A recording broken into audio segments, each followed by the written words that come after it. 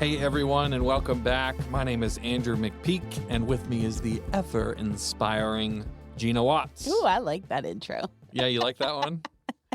Well, we're so excited that you're with us, folks. If you believe that schools should be more than just about essays and GPAs, if you believe that EQs are just as important as IQs, and if you expect amazing things from the next generation, then you're in the right place, because we believe that too. Today, we're talking about school leaders' perspectives on parental intervention. In fact, this is episode 2 of a two-parter. The last one we talked about parents' views on schools. Today, we're going to talk about schools' views on parents. Now, in this episode, it's going to be a little bit longer, but that is because we did not interview one, but 2 experts on this subject. It's going to be good. It is, Andrew. But before we get into that, here's our kickoff question. If you could create a new school subject, what would it be and why? Ooh, mine comes from, I felt like a bone I wanted to pick with my literature teacher. Okay. Which is, we read a lot of books, and all of them felt like they were 100 years old or more. And I have no problem with the classics, but I felt like it needed balance. So I would create a modern literature class. Oh, which, of course, is fancy. something that you can do in college, but I would have loved to see that in high school. In high school, yeah. And, which is really just an excuse for me to read Harry Potter in school. But basically, yeah, it's fine. Okay. There you go. I could get behind that. So for me, it would be survival skills. Oh, that's fun. I am a fan of like Survivor, Amazing Race, this kind of shows. You watch those faithfully even still? Amazing Race more than I do Survivor. Okay. But yes.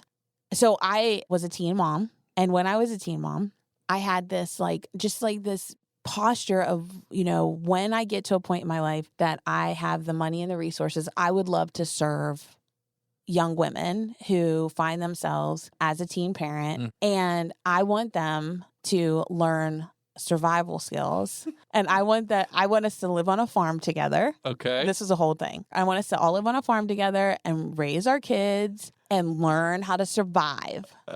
It's almost like apocalyptic. It's like if you don't know how to do anything else, like you know how to keep yourself alive. Yeah, you'll know how to do this. I don't know why I went that aggressive. I did not grow up on a farm. I love the idea that you're going to teach people how to do all these things that you don't know how to do. At all.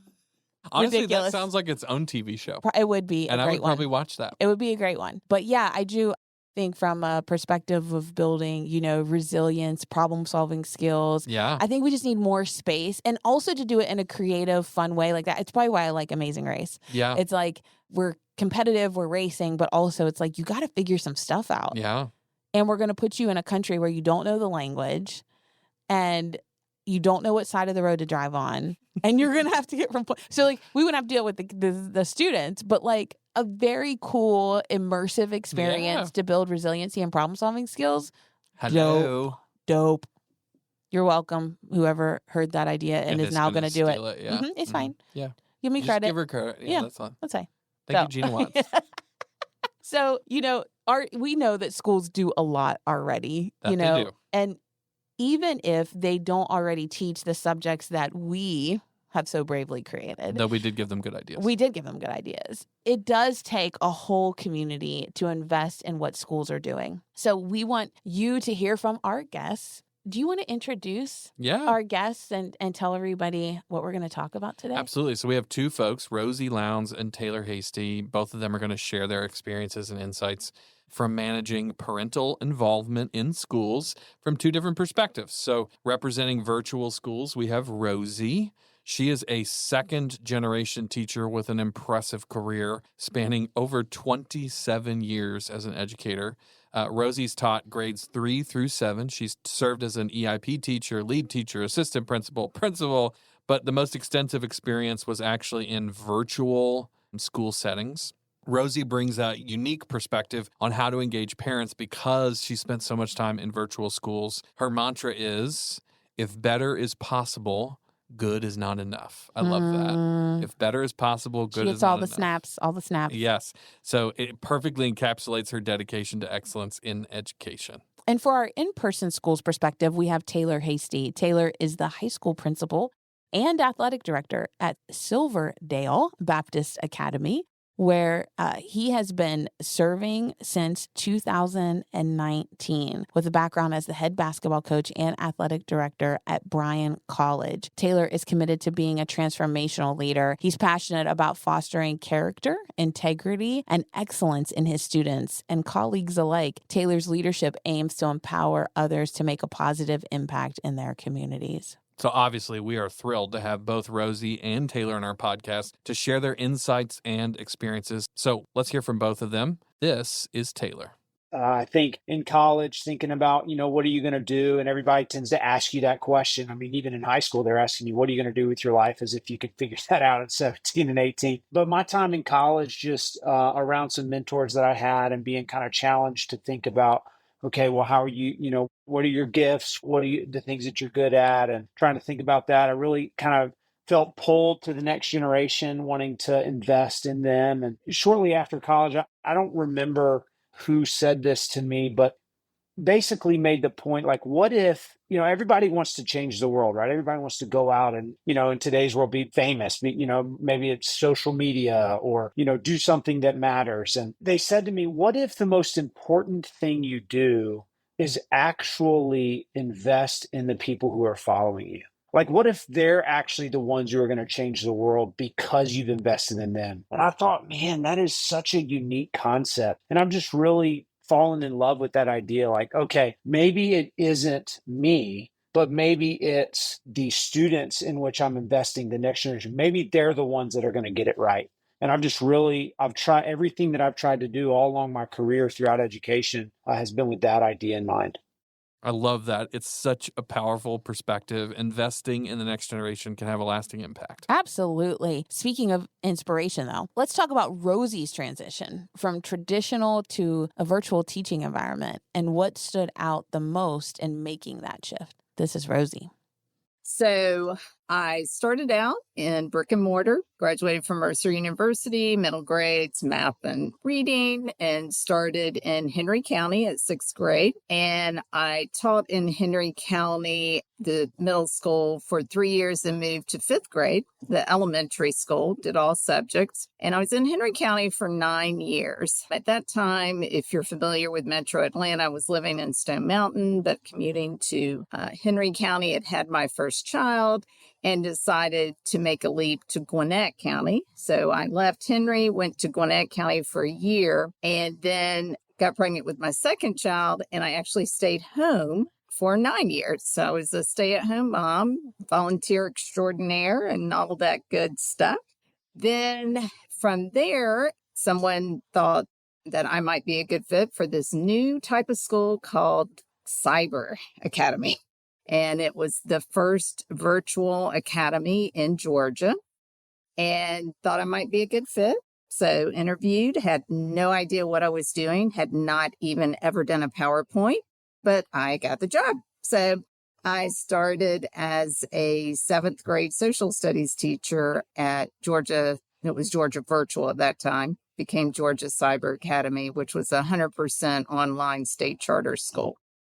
Wow, what a journey. Transitioning from traditional to virtual education must have been quite the experience. Indeed, Gina, it was. She has quite a story. Moving forward, let's explore the role of parental involvement in education. So first, I asked Taylor about the biggest benefits and challenges he's encountered with parents as the leader of a school. Well, I certainly think that anybody listening to the podcast can identify with some of the issues that are challenges that have to be overcome when you begin partnering with parents. And I also think, school leaders all over the country can speak to how important parental involvement is in the life of a child, whether we're talking about a first grader, whether we're talking about a middle schooler, whether it's a senior who's getting ready to graduate and move on in the world. The partnership with parents is so important. And, while we as a school certainly take that seriously and desire that, we get it right some days, and like everyone, we get it wrong some days. And so, but I really think that The biggest benefit is that you are, if we believe that parents matter, and we do, if we believe that the child matters, and we do, then partnering with maybe the people who care about the child the most. I've never heard a mom or dad sit in an office or in a classroom, or if you're just meeting them for the first time, say, I really don't care very much about my kid. That's not true. They all care about their kid the most. And so as a school who also really cares deeply about the well-being and growth and mentorship of the child, we want to partner with the people who love them the most, and that's their parents. And I think it's a unique partnership because sometimes we're seeing the child or the student, in our case, sitting in our classrooms and at different extracurricular activities and whatnot, we see them in a different environment than who they are in the home. And so the experience that we have with the child then needs to be shared with the parent. And the parent then, in sharing their experience with the child, we can work together for the child's good. And I think that is really the biggest benefit, is that when students leave your schools at whatever grade that school ends. So if it's an elementary school and the child is moving down the street to the middle school, or middle school to the high school, or if they, like in our context, we have students who are here from kindergarten all the way through 12th grade. So we have a 13-year partnership in some cases with parents, which is really kind of a unique thing. But the biggest benefit to that is watching that child walk across the stage as an 18-year-old, 19-year-old senior, shake the hand of our head of school and receive their diploma, and then launching them out into the world and being able to look at mom and dad or grandparent or guardian and celebrate that moment together, saying, hey, we did it. It's a we did, not a I did, or the school did, or a teacher did, or the parents. Man, good thing you guys got it right, because otherwise who knew? No, it's a we. And I think that we, we mentioned belief a few minutes ago, that we is something that the student will remember hopefully long after they graduated. I love that quote. It really hits home. The partnership between parents and schools is so crucial. When parents and educators team up, kids are the ones who benefit the most. That's right. It's all about the we approach. Yes. All about we. Team effort, combining the efforts for the child's success. Both parents and teachers see different sides of the child and offer unique insights. We need each other. We absolutely do. So let's talk about how this dynamic between parent and school changes when you're in a virtual school setting.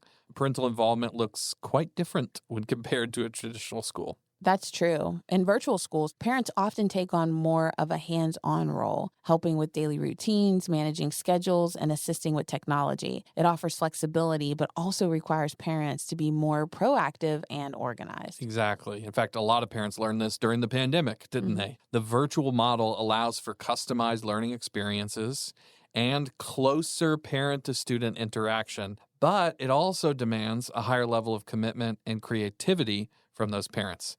Balancing these things can be very tough, but also very rewarding. Well, let's talk about a brick and mortar first. So, traditionally in a brick and mortar, parent gets child on bus or brings child to the car rider line, drops them off, says bye-bye, and I'll see you again in 6 hours. Pick back up or get off the bus. And for the most part, if the student is not having any issues, they're left alone to do their thing. And as long as no news is good news, I'm in the school of traditional brick and mortar. In a virtual setting, it has to be a partnership of all three: student, school, parent. Because in a virtual setting, I cannot go, for example, when I taught at Georgia Cyber Academy, I lived in Lawrenceville, Georgia. I had students from the entire state of Georgia. We pulled from every single county. I cannot go to Waycross, Georgia, and knock on your door and say, friend, I need you to get out of bed because I need you in class. I have to have some adult or some person in that household to wake friend up and make sure that they're engaged. In a virtual setting, for the student to get as much as they can out of that type of program, you must have an adult. Doesn't have to be the parent. It can be any trusted adult in that child's life to make sure that they're doing everything that they need to be doing. Andrew, that really highlights the differences between traditional and virtual schooling.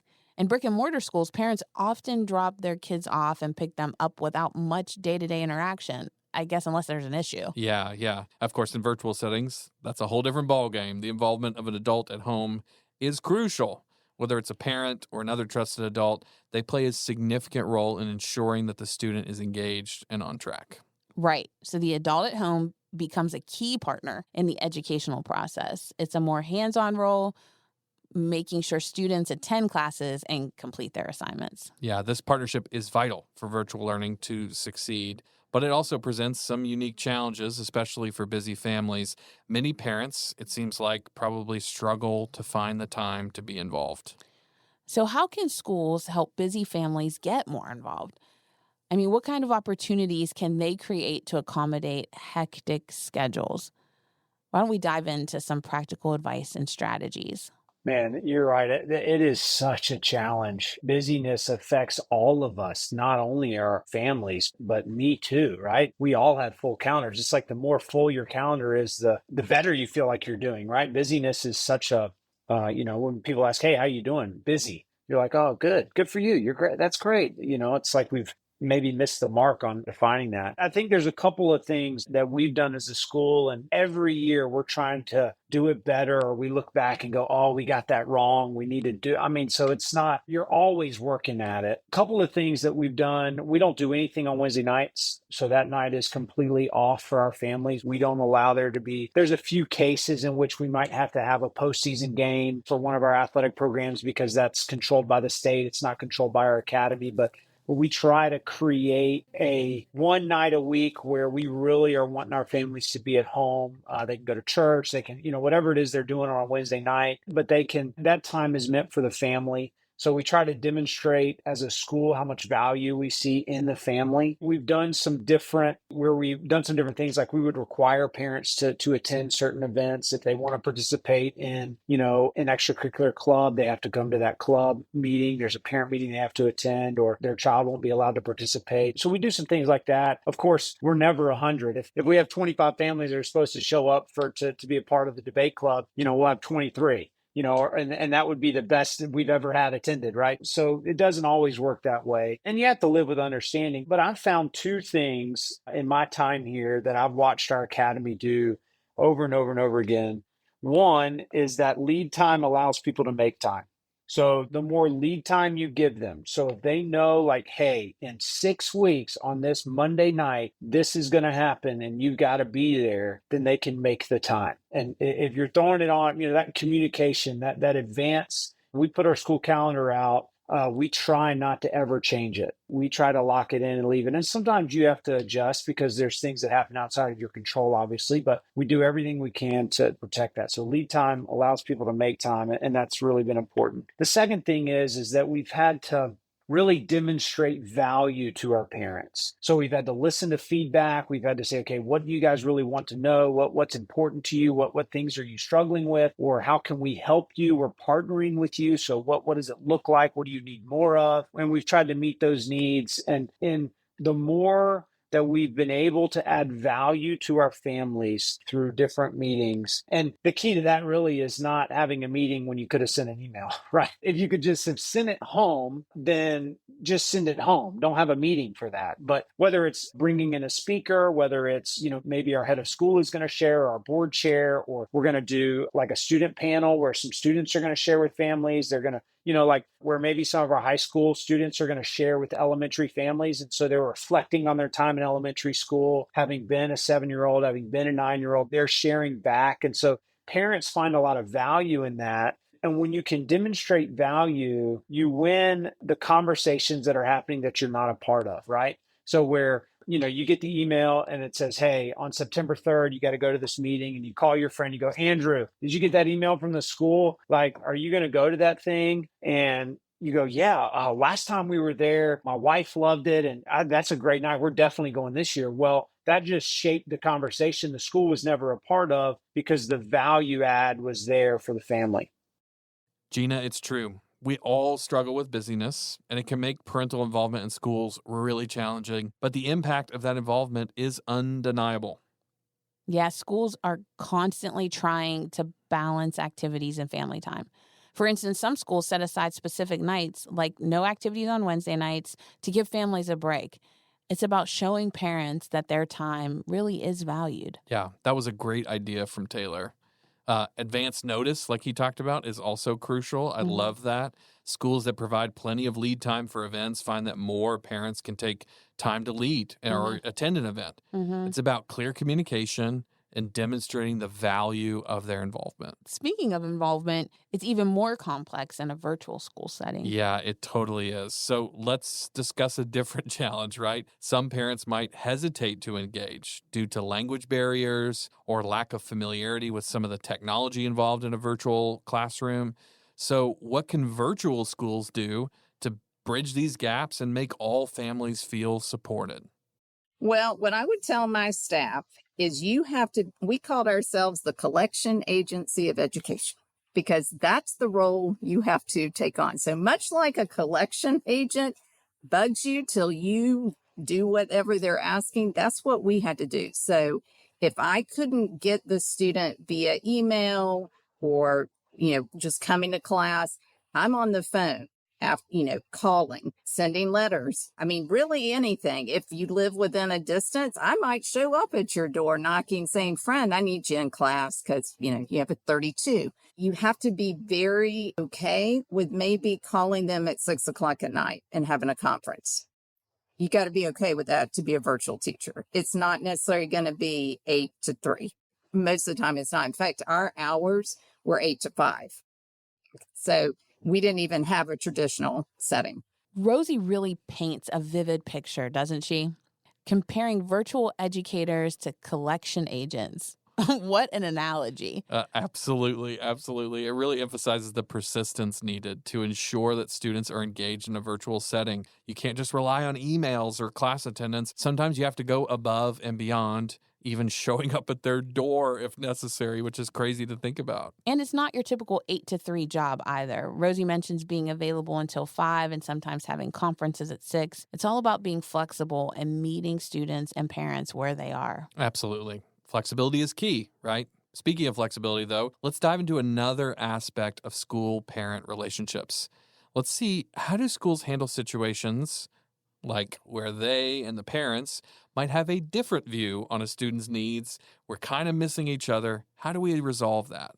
Yeah, that's a great question because there are always situations that pop up, sometimes on a weekly basis, where, a student had an experience in the classroom or with another group of students, or and the school sees it one way. And really, when I say school, that's a very general term. And you're right. So you're right to point out specifically, it could be the teacher, it could be the administrator, it could be the coach, or that observes something happen. The kid goes home, tells their version of the story, and mom comes in, and that's their truth, right? They come in and they say, this is what happened. And you're like, well, maybe not. Maybe there's some additional information that you need to have related to that incident or situation. And the thing I think that has served us when we get it right, because we don't always get it right. So the thing that has served us well is to take a posture of listening, to try to hear the parent out fully. So sometimes I listen to respond. And so I'm coming in, maybe it's a parent who I've already had an interaction with that has not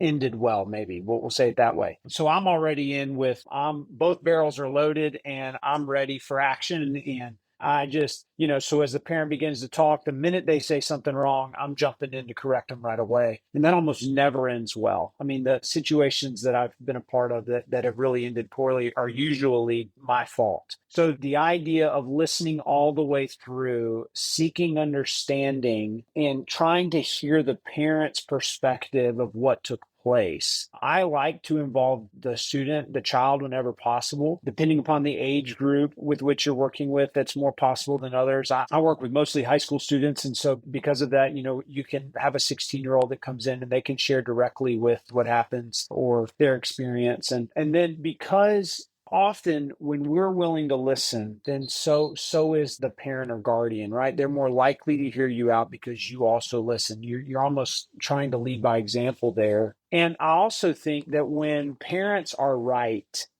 it's important to acknowledge that. It's important to acknowledge when maybe the experience of the student maybe that teacher was disrespectful, or maybe the teacher didn't really see what happened. And so the opportunity you have then to agree with the parent to say, I didn't know that. I didn't see that.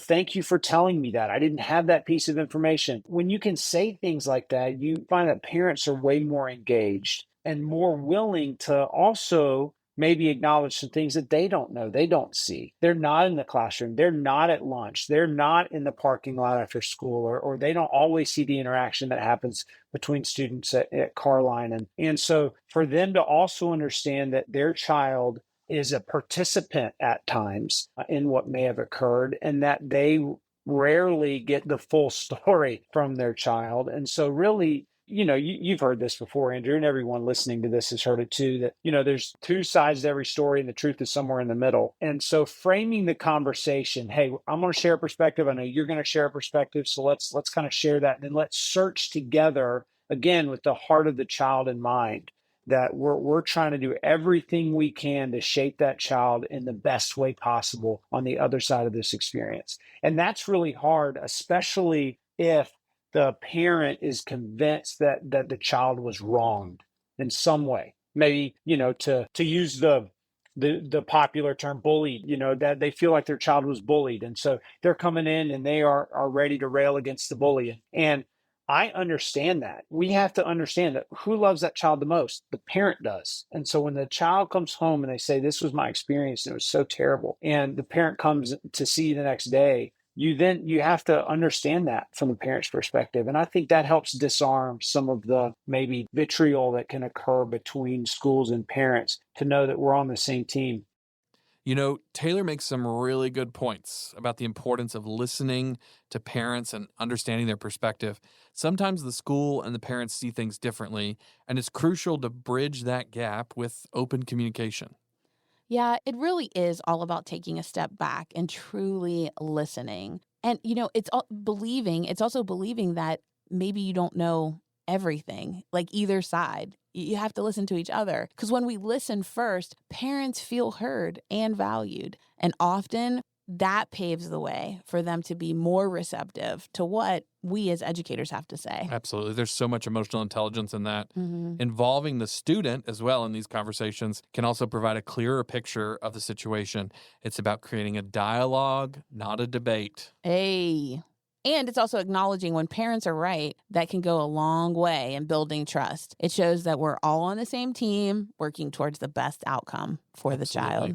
So speaking of team effort, let's talk about the reality that not all parents are actively involved in their child's education, right? We've got very involved parents, but sometimes we have under-involved parents. Mm-hmm. Sometimes it's by choice, but often it's due to situational factors, like a single mom working multiple jobs. Been there. So I asked Rosie what specific outreach methods schools can use to connect with these families and help encourage their participation in that virtual learning environment.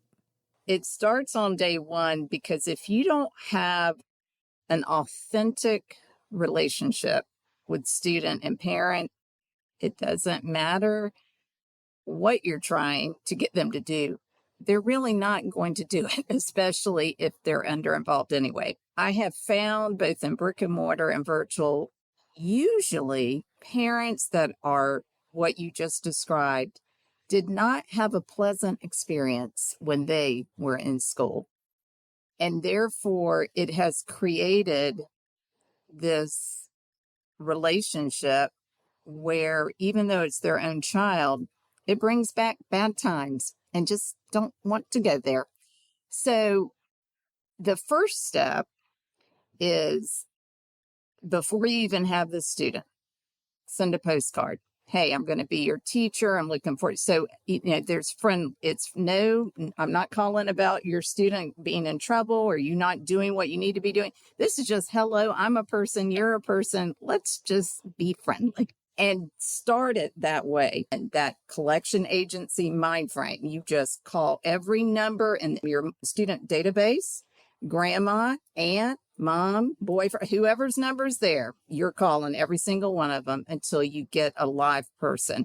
And again, not, judgmental, just, hey, I need to talk. We've got, just open. And that's one strategy that I found is successful if you do it early instead of late. Rosie really makes a strong case for building authentic relationships with students and parents from the start. It's all about trust and that proactive communication. Absolutely. I love her idea of sending a postcard with a friendly note before the school year begins. It sets a positive tone and helps her realize that it's really all about partnering with the parents, not just contacting them when there's an issue. And Rosie's strategy of persistently calling every number in the student database can help make that initial connection. Yeah, she is a very driven individual, isn't she? Now, let's talk about those over-involved parents. We've talked about under-involved parents. What about those who are showing up a little too much? We asked both leaders what we should do when parental intervention becomes disruptive.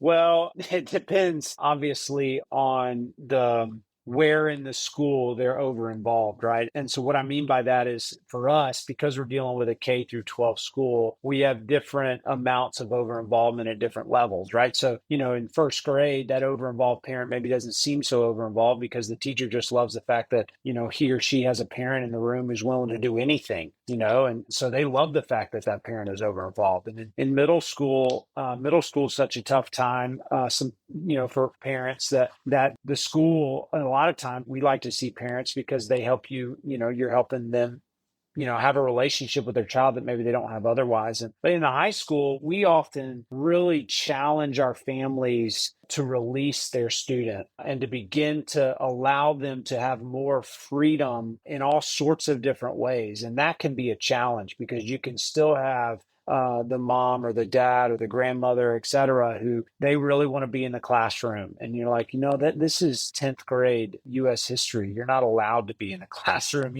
This isn't second grade art. Or I can thank you for your feedback, but it's not necessary. I think we do some things where we communicate in the high school, we communicate with the child first. So the child receives communication before the parent. So the child is the one. So the 17-year-old is getting an email from their history teacher, and the parent probably is not getting that email because we're trying to steer that student to a place of responsibility and to where they're really taking ownership over their experience in the classroom and at the school. Now, of course, we communicate with parents. That's a must, but we probably don't communicate with them the direct specifics that we might communicate with the student while they're here at school. So we do that. The other thing that we try to do is we try to challenge our faculty not to reach out to the same person every time. So if Mr. Hasty, I'll just use my own name, if Mr. Hasty is constantly emailing the homeroom teacher going, hey, I'll take care of breakfast on Friday, or I'll be there for the field trip,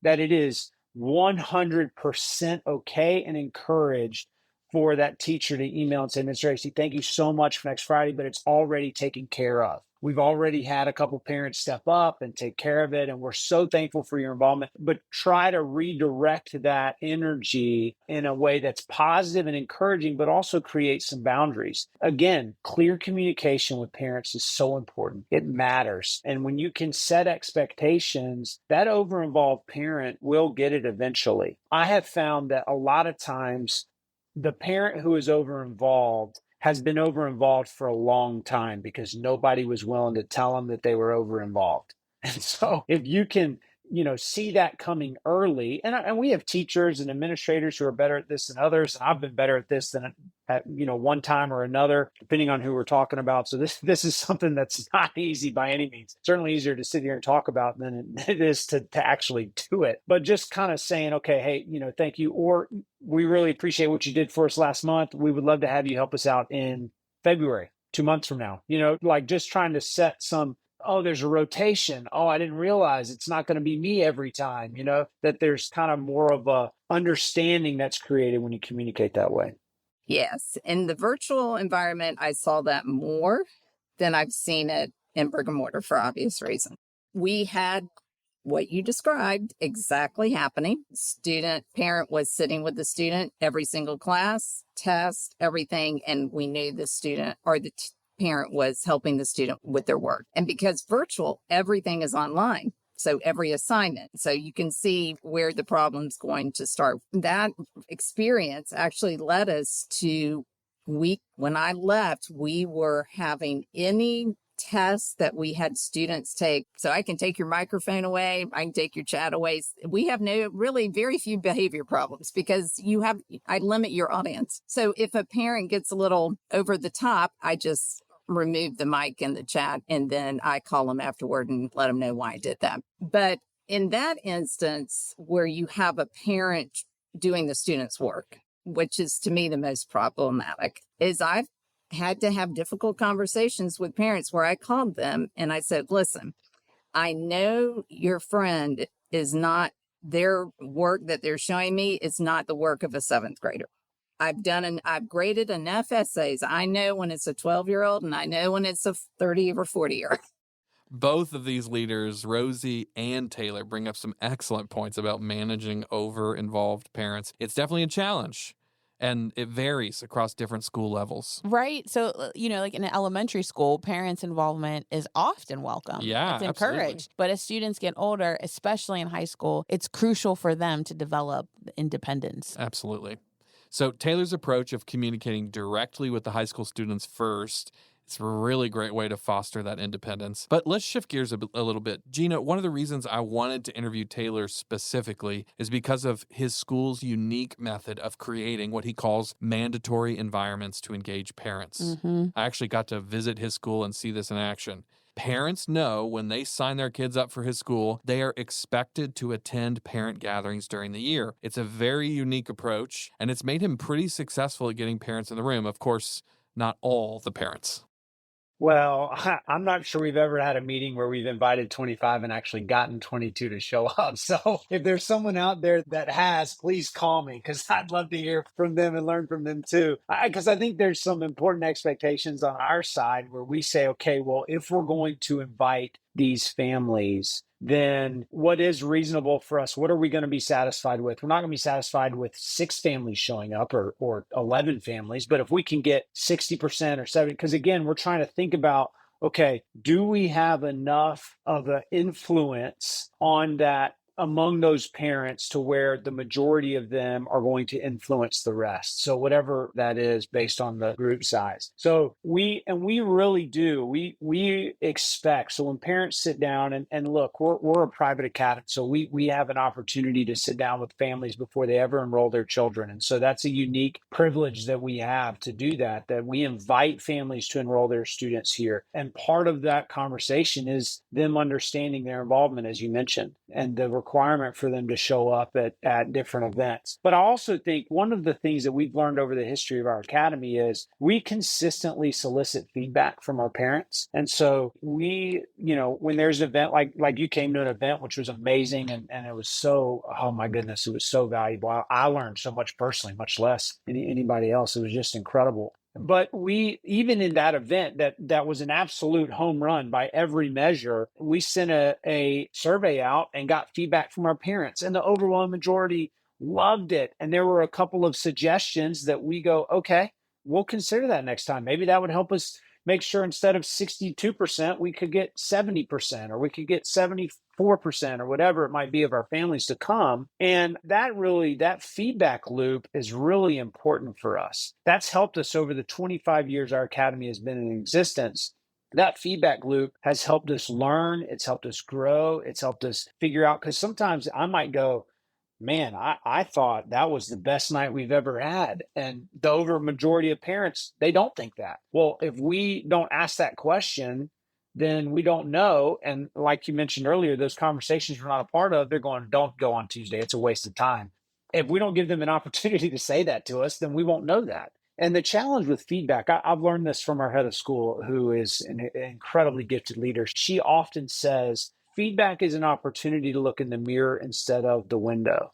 That we love to look through the window. We love to look at other people. We love to look outside. We love to point fingers. We love to talk about what's going on outside. But the mirror is an opportunity for us to find those nuggets that we can clean up, those things that we can notice, that then we go, okay, that's something we can fix. That's fixable. We can do that. We can do that. We can do that. And even if you can't fix it, the mirror allows you to see it. And sometimes being aware of it really matters. it may not be something you can do anything about, but because you know about it, you can accept it. And so that has really helped us shape those evenings where we do create mandatory environments where we're saying, hey, you have to come. But because you have to come, we're going to make it as amazing as we possibly can.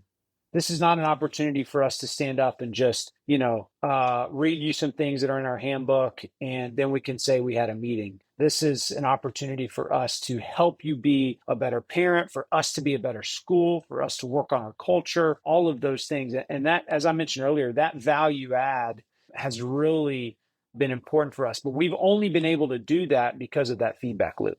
It's so great to hear about the effort to involve parents and set really clear expectations. Taylor's strategy of creating mandatory environments for these parents seems very effective. Absolutely. Yeah. I'm sure there's been plenty of challenges, but it's also been really positive. It's about setting clear expectations from the start and continually seeking feedback.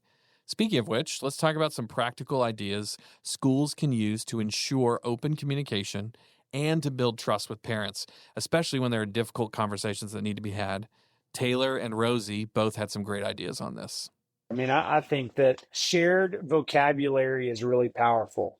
So when you can say the same, it can be redundant a little bit, I guess, but when you can say the same thing or the same philosophy, maybe in different ways over and over and over again, that allows you then to have shared understanding. And so, parents, when you're communicating to them, whether it be you're communicating to them about an upcoming meeting, you're communicating to them about an upcoming school year, the week ahead, an event that's taking place, a meeting that's occurring, and you're using all the same language and the same philosophy, and then you're acting in line with that, right? That the integrity of that has to be there. You can't just say, hey, we're going to communicate to you guys next year's calendar and it's set and not going to change, and then change it all the time. That doesn't work. That, if you say one thing and do another, that's going to erode trust, and that's going to carry over into challenging situations where, you deal with sometimes, some of the hardest situations I've dealt with have been when two families are on opposite side of an issue and you're the third party, where we have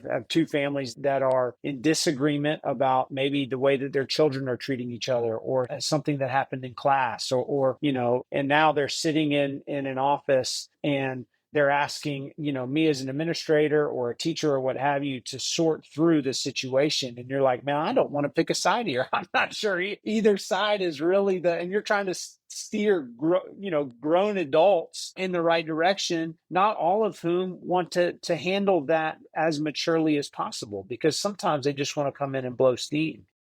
First of all, you have to work really hard in the summer so you're ready for day one. You've got to have a calendar set. You've got to have your communication already drafted, ready to go before day one. So open house, they need to know at least 3 weeks ahead of time so that they can make work plans. Cannot change. So you better make sure it's right. Make sure you don't have spelling errors, grammar errors. Let's get all that vetted. So to me, really, it's preparing before the event and going through every tiny detail that you possibly can think of so it's seamless for the parent. It's clear what's happening. Where do I go? Where do I park? You want that first experience in your school for the beginning of the year to be very positive and not frustrating to the parent. So that's number one. Plan and make sure you communicate at least 3 or 4 weeks ahead of time of whatever it is you're talking about. All right. So I'm going to go to my virtual days when I was a teacher, 7th grade teacher. And I had this. So in the beginning part of GCA, it was like the Wild West. We had no idea what we were doing. We were building the plane while we were flying it.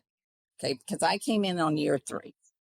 So I had 72 in my homeroom. I taught over 300 students. So just, mull those numbers over for a minute. So I had a student, we'll just call him G for our story. And G, from the get-go, was not doing anything. I'm not really sure where he was, but he wasn't coming to class and he certainly wasn't doing any work. So start calling. Get a hold of mom, single mom. I think there were 7 children in the family. And 4 of them were the virtual students, and then the others were under the age of 5. And here's the kicker.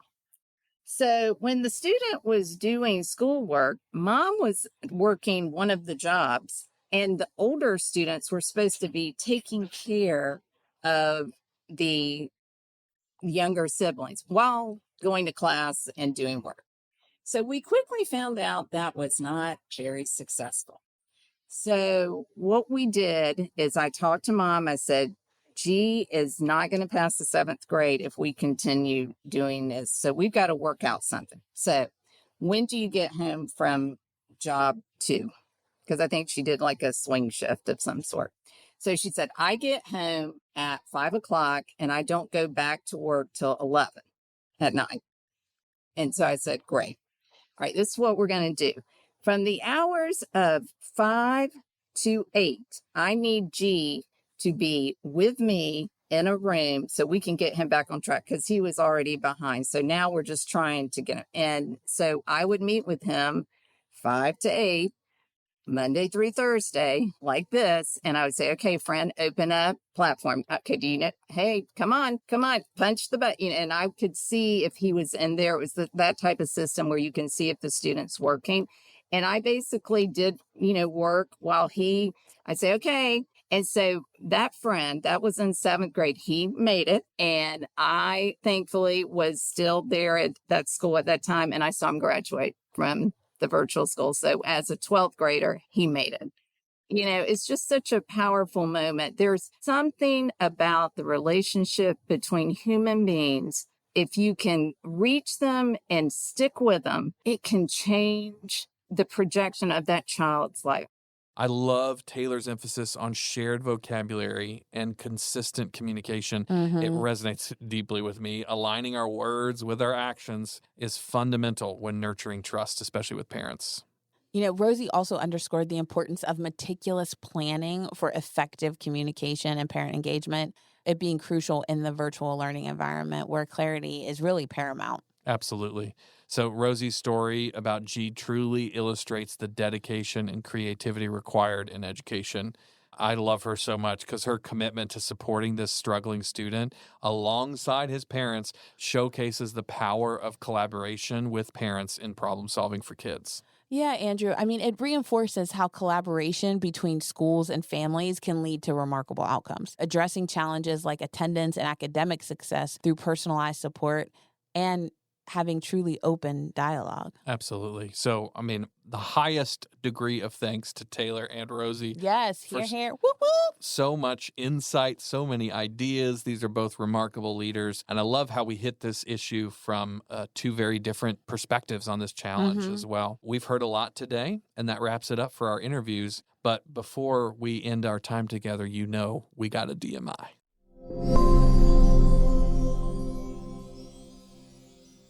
Yes, I've been waiting for this, Andrew. Do you want to kick us off? Yeah, absolutely. So our listeners will remember DMI stands for Don't Miss It.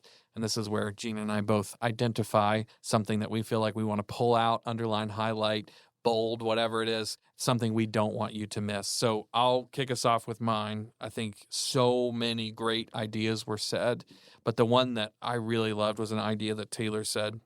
When he approaches a parent with whom he has a disagreement, right? So they're putting in a lot of work, these professional teachers, and they sit down with that parent. The parent is upset about something that's going on. I just loved his perspective because what I expected him to say was, here are 3 ways to convince the parent they're wrong, Right. Because I think, honestly, in a lot of schools I go to, there is sort of an undercurrent of hostility or at least a belief that parents don't really know what they're talking about.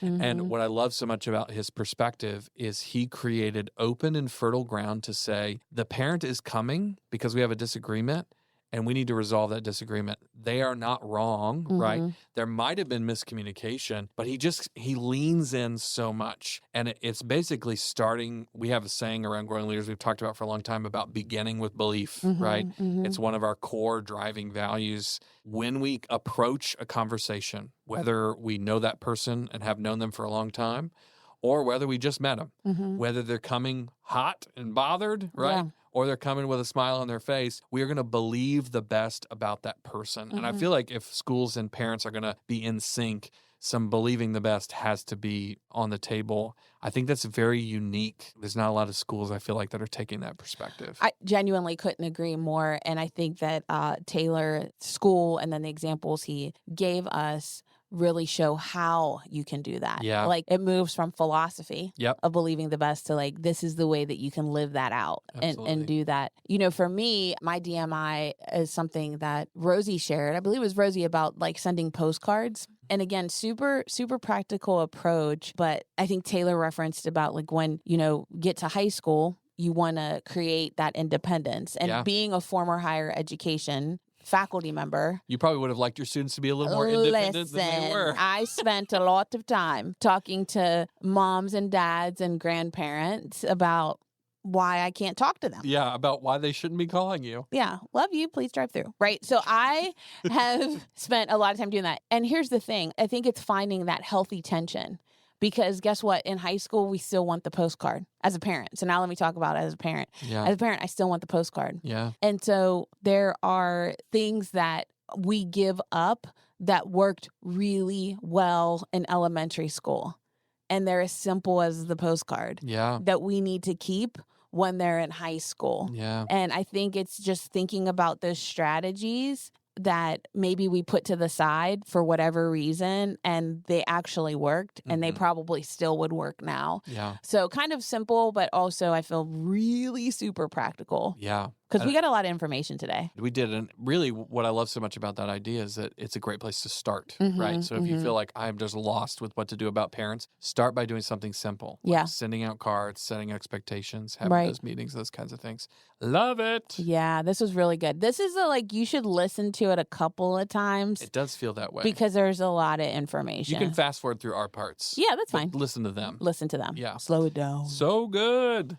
So good. Well, thank you all for listening. Hopefully you got to listen to both part 1 and part 2 of our conversation about parents and schools. We're so honored that you would join us for this episode of the School on a Mission podcast. And we have to say a special thanks to both Taylor and Rosie for joining us and sharing all that wisdom with us. Now, before you hit skip onto your next podcast, we've got a little challenge for you. Grab a pen, a notebook, sticky note, even the back of your hand, your phone, whatever you got. And I want you to write down one action you're going to take this week because of this episode. Maybe it's something you're going to do. It's on your to-do list. Maybe it's something you're going to investigate in your school. You got questions. Maybe you want to read more about something, or perhaps there's a person you want to meet with. Whatever it is, write it down. Got it? Perfect. Now, shoot us a DM on social media to tell us what you're going to do. We can't wait to see what awesome things you're up to. Until next time, folks, stay curious, stay bold, and keep leading your school on a mission. The School on a Mission podcast is produced by Growing Leaders, a Maxwell leadership company. You can find out more about Growing Leaders at growingleaders.com. We'd like to especially thank Rosie Lowndes and Taylor Hasty for joining us as guests in today's episode. To find out more about the School on a Mission podcast, head over to schoolonamissionpodcast.com. This podcast was produced by Angelica Oliver and edited by Jake Decker.